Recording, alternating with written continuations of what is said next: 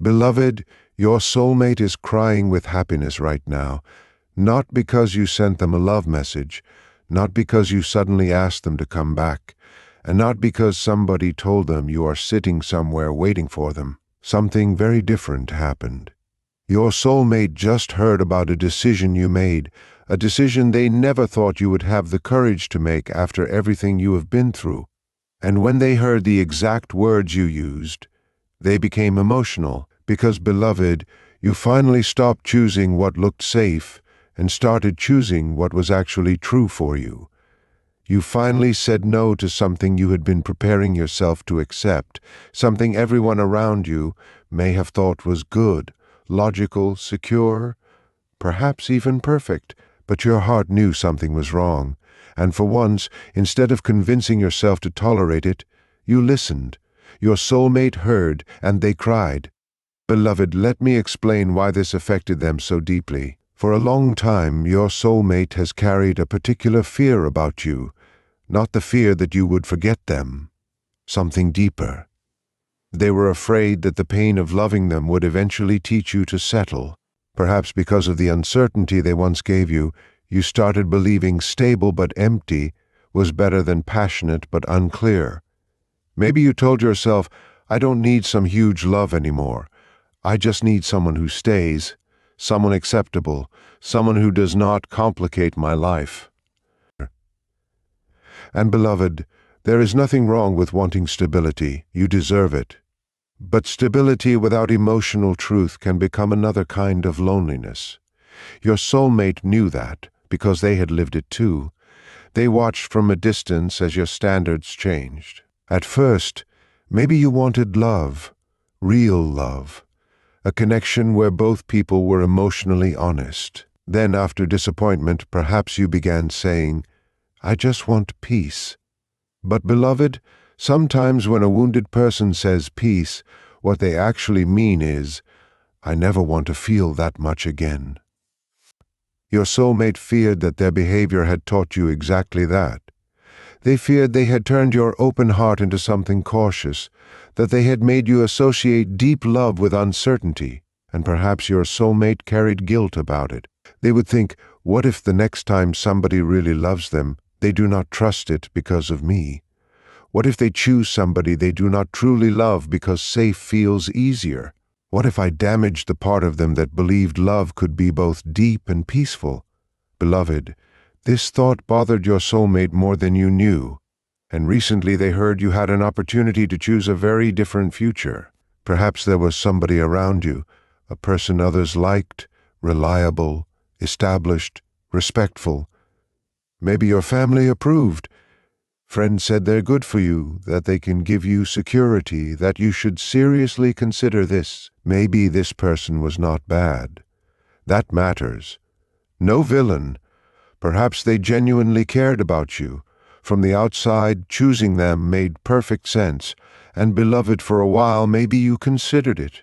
Not because you were madly in love, but because part of you thought, maybe this is what adulthood is. Maybe passionate love is overrated. Maybe I should choose what is safe. Maybe feeling deeply is what got me hurt before. Your soulmate heard pieces of this through someone close to the situation. At first they were devastated, but they said nothing because what right did they have? They had once been part of the reason you became cautious. They could not appear suddenly and say, don't choose that person, your life was yours. So your soulmate forced themselves to accept the possibility. They told someone, if they're happy, that's what matters. The person asked, would you be okay with it? Your soulmate looked away. That isn't the point. Beloved, of course they were not okay. The thought of you building a life with somebody else hurt, but beneath jealousy was another fear. Not someone else will have you, but you may choose them because I made you stop believing you deserved a love you actually felt. That guilt was unbearable. Your soulmate wanted to contact you, maybe say, please don't settle because of what happened with me. But then they stopped, because imagine how that might sound. They could not know your heart. Perhaps you genuinely love this person. If so, your soulmate had to respect it. So they remained silent until yesterday. Something happened. There was a conversation. Maybe someone asked you directly, "Why haven't you said yes yet?" Beloved, perhaps you had been delaying. People noticed the person was good. The future looked stable. So what was the problem? You tried to explain, "I don't know." Someone responded, "What's there to know? They care about you." You said, "I know, they're serious. I know they can give me a good life. I know." Then the person asked, "So why are you hesitating, beloved?" For perhaps the first time, you stopped trying to produce a reasonable explanation. You said the truth because I don't want to say yes just because I'm afraid I'll never feel safe with somebody I actually love. That sentence traveled. Eventually it reached your soulmate, and beloved, they broke down because they understood exactly what you were saying. You were no longer choosing from fear, not fear of being alone, not fear of wasting time, not fear that strong love always becomes painful. You were choosing from self-respect. You were saying a person can be good and still not be my person. A future can look perfect and still not feel like mine. Security matters, but I am not going to trade my emotional truth just to make everybody comfortable. Beloved, your soulmate cried because this was the version of you they feared they had destroyed, the version that still trusted your own heart, the version that did not confuse settling with healing, the version that could say, "I want peace, yes, but I also want love. I want consistency and desire. I want someone whose presence feels safe, not merely someone whose resume looks safe." Your soulmate heard what you did. Perhaps the mutual friend told them. They said no. Your soulmate immediately asked, "To what? To the future?" Everyone thought they were going to accept. Your soulmate became still. Why?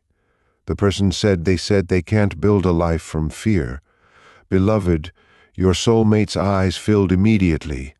Maybe they turned away, tried to hide it. The person noticed. You're crying. Your soulmate laughed through tears. No, obviously yes. Then the person asked, "Why does this make you happy?" Beloved, your soulmate answered something surprising. "Because I thought I taught them to stop trusting love." Pause, and apparently I didn't. There it is. This is not simply happiness because you became available. That would be selfish. Your soulmate is crying because you chose yourself in a way that proved your pain did not permanently reduce you. You learned but did not become cynical. You became stronger but not closed. You became discerning, not numb. Beloved, your soulmate had feared your healing would look like emotional shutdown. Instead, your healing began looking like standards. That difference overwhelmed them. Perhaps the person asked, "So are you going to contact them now?" Your soulmate immediately said, "No." Surprising, why not? Because your decision was not made for them. And your soulmate knows it would be wrong to turn your act of self-trust into, "Great, now I can have them again." No, you did not say no to one future so your soulmate could immediately claim the empty space. Your soulmate understands. At least they are beginning to. They said they need to know you did that for yourself. Beloved, that matters. If your soulmate rushed in immediately, you might start questioning your own motives. Did I make the right decision? Was I secretly hoping they would come back? Your soulmate does not want to contaminate the clarity you finally found. So they are sitting with the emotion, crying, smiling, perhaps replaying something you once said years ago. Maybe during your connection you told them, "I don't want perfect, I want real." Your soulmate remembers at the time they did not understand how serious you were. They thought you were romantic, idealistic, perhaps unrealistic. Now, years later, you are proving that sentence was not only about them, it was a value. You would rather face uncertainty honestly than enter certainty dishonestly. And beloved, your soulmate respects you for it. But there is another layer. Your decision forced your soulmate to confront their own life too. Because if you finally stop choosing from fear, what excuse do they have? Beloved, your soulmate has also been living inside compromises. Perhaps they told themselves, family expects this, career requires that, too much time has passed, you probably moved on, it is safer not to disturb anything. They kept calling fear practicality. Then they heard what you did. You had a safe option and still said no, not because you had a guaranteed better option waiting. This is important. You chose uncertainty over self-betrayal. Beloved, that frightened and inspired your soulmate, because perhaps they realized you are doing the thing they never could, choosing truth without a guaranteed reward. Your soulmate once wanted certainty before choosing you. They wanted to know, will this work? Will you stay? Will family approve? Will life become easier? They wanted answers before courage. You just demonstrated something different. You said, I do not know exactly what comes after this no, but I know this yes would be dishonest. Beloved, your soulmate cried because suddenly they understood what courage actually looks like. Not feeling certain, choosing honestly while uncertainty remains. Perhaps they whispered, they're braver than I was. The mutual person asked, what do you mean? Your soulmate said, they said no without knowing what comes next. Pause. I kept saying no to what I wanted because I didn't know what came next. Beloved, that realization has been sitting with them for years. Your soulmate may have told themselves, we lost each other because circumstances were impossible. Now they are beginning to see that perhaps some circumstances were genuinely difficult, but some of the impossibility came from demanding guarantees life was never going to provide. You did not get a guarantee when you made your decision either. You simply refused to abandon yourself. Your soulmate is now asking, what would my life look like if I did the same? Maybe they have been considering something, a move, a conversation, a boundary with family, ending a situation that looks right but feels wrong. Perhaps even finally telling you the truth. Beloved, before today your soulmate kept saying, not yet, but your choice shook them. They may have opened your old conversation, scrolled, found a message from you. Maybe it said, sometimes you have to decide what you want even when you don't know how it ends.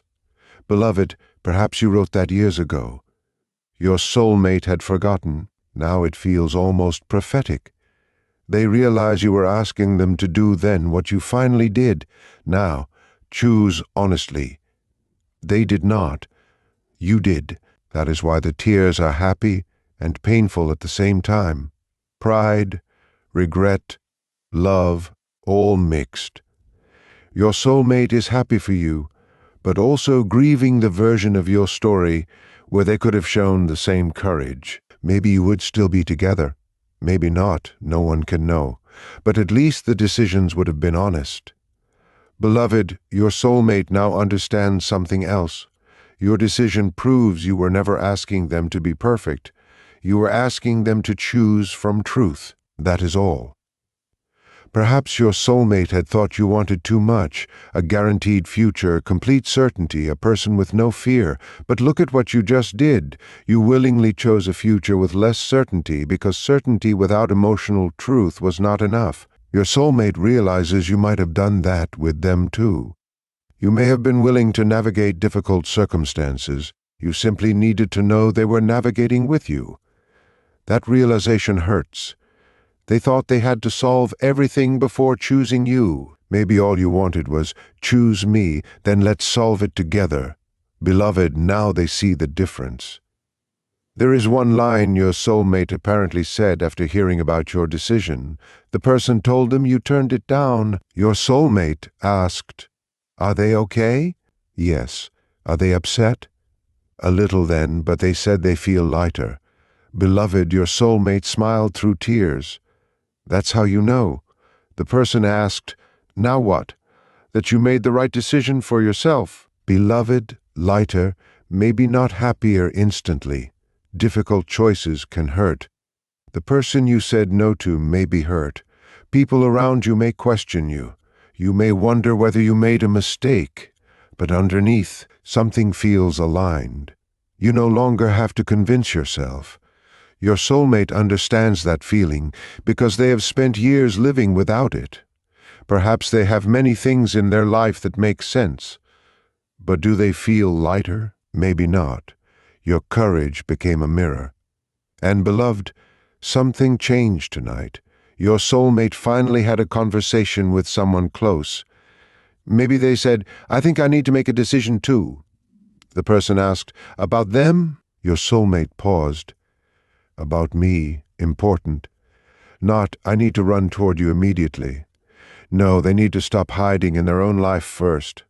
Perhaps there is a situation they have been tolerating, a relationship that no longer fits, a career path, family control, a promise made from guilt. Your soulmate realizes they cannot admire you for refusing to settle while continuing to settle themselves.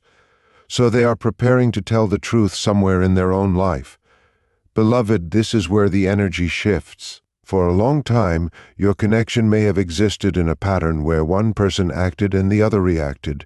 You reached out, your soulmate withdrew, you became distant, they missed you, you tried, they hesitated. Now both people are learning to choose independently. That creates a very different possibility. If you ever meet again, perhaps it will not be two incomplete people asking each other to solve their lives. It may be two people who have learned how to stand in their own truth and then decide whether they still want to stand together. That is healthier. Beloved, your soulmate, crying with happiness does not mean they expect immediate reunion. In fact, they may fear contacting you now, precisely because they do not want you to think, "I said no to that person, so now I have to say yes to you." No, there is no emotional transfer. Your no belongs to that situation. Any future yes must be earned separately. Your soulmate understands. Perhaps they are telling themselves, "If I contact them, it cannot be because I heard they are available. It has to be because I am prepared to tell them what I want regardless of whether they choose me." Beloved, that is maturity. They may ask themselves, "Would I still apologize if they said no?" Yes. Would I still tell the truth if they told me they only wanted closure? Yes.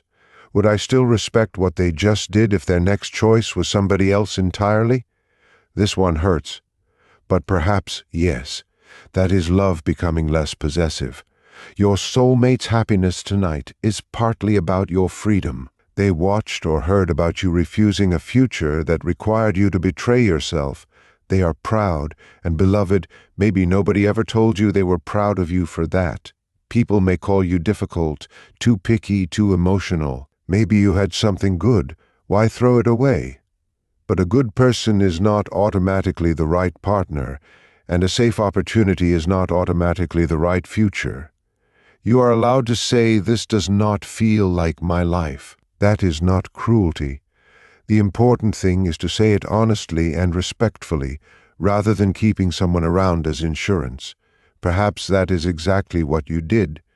You had the conversation, you did not ghost, you did not manipulate. Maybe you said, "You have done nothing wrong. That is why I don't want to keep accepting what you give me when I know I cannot return it fully." Beloved, when your soulmate heard that line, perhaps that is when the tears became uncontrollable, because look at the difference. Years ago, your soulmate may have stayed in unclear situations because they feared loneliness. You just did the opposite. You refused to use another person as emotional safety. You did not say, "Maybe I'll keep them around until I know if something better happens." No, you released them. Even though being alone may be less comfortable, beloved, that is integrity. Your soulmate recognizes it. Maybe they said they didn't use somebody else to avoid being alone, then became quiet, because perhaps they once did. Maybe after you, your soulmate entered another connection too quickly. Not out of malice, out of pain. They wanted proof they could move on, wanted companionship, someone safe, and perhaps another person was hurt because your soulmate was not emotionally ready. Your decision exposed their old behavior. But instead of feeling attacked, your soulmate feels inspired. They see what they should have done. Tell the truth. Accept the temporary loneliness. Heal. Then choose again from clarity. Beloved, perhaps tonight your soulmate has been writing something, not necessarily a message to you yet, a note to themselves. Maybe if I ever speak to them again, I cannot come as somebody looking to be rescued from the life I chose. I have to come as someone who already chose their own truth. Beloved, that is important. Your soulmate should not arrive saying, "I'm miserable, save me." They need to handle their life. Close other doors cleanly, set boundaries, make independent decisions. Then if they still want you, they can approach without turning you into an escape route. Perhaps your decision has given them courage to do exactly that. But beloved, there is another reason they are crying. Something you said years ago came back to them. Maybe during an argument you told your soulmate, "One day, I'm going to stop choosing people who make me question whether I'm choosing myself." At the time, perhaps your soulmate heard it as a threat. Now they understand. You were not threatening to leave. You were warning yourself.